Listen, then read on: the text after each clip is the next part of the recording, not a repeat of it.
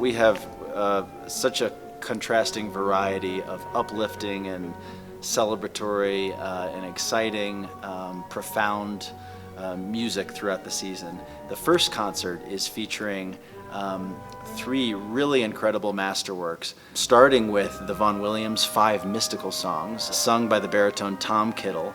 Vaughan Williams has a very special place in, I think, many people's hearts because he essentially looked at the last 500 years of English Anglican liturgical music and used this as a basis to take English music to the next level, which of course inspired other composers. And this is the time around 1910 when Vaughan Williams was really coming to his own from a compositional standpoint. He had just studied with Maurice Ravel.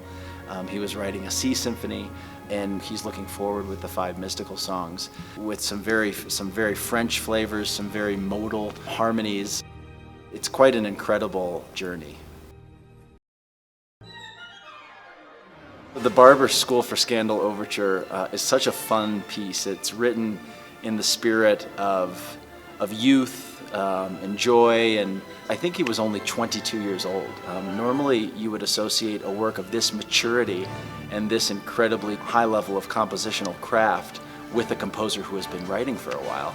And actually this was Barber's first orchestral piece, The School for Scandal, which if anyone knows the play by Richard Brinsley Sheraton, which was written in 1777, it's an incredibly witty, incredibly scandalous and daring Downton Abbey almost, but way more conniving and plotting characters. The overture actually doesn't have any dramatic correlation to the play. I kind of think that Barber read through it, and it's almost like a tone poem of Strauss. He was inspired by the spirit of the Sheridan play. But we're all very thankful that Barber composed this incredible overture, which has some very difficult string passages, from some nice fugatos, and he was essentially testing the waters with his orchestral chops.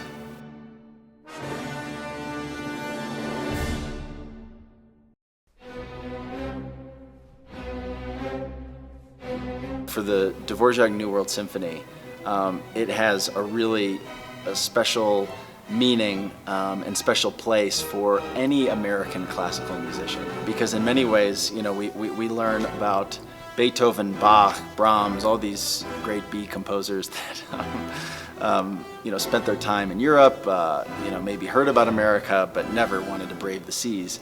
And Dvorak actually came to America, and when he came, it was his intention to use the great music of the American heritage, whether that be from African American music or from Native American music.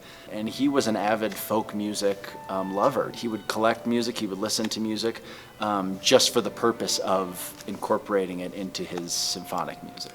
And while the melodies in the symphony are not actually folk songs that he would have heard, they all have the flavor of whether they be spirituals or the inner movements were inspired by Henry Wordsworth Longfellow's Song of Hiawatha. Dvorak composed this incredible music that really is a Czech symphony with American bells and whistles.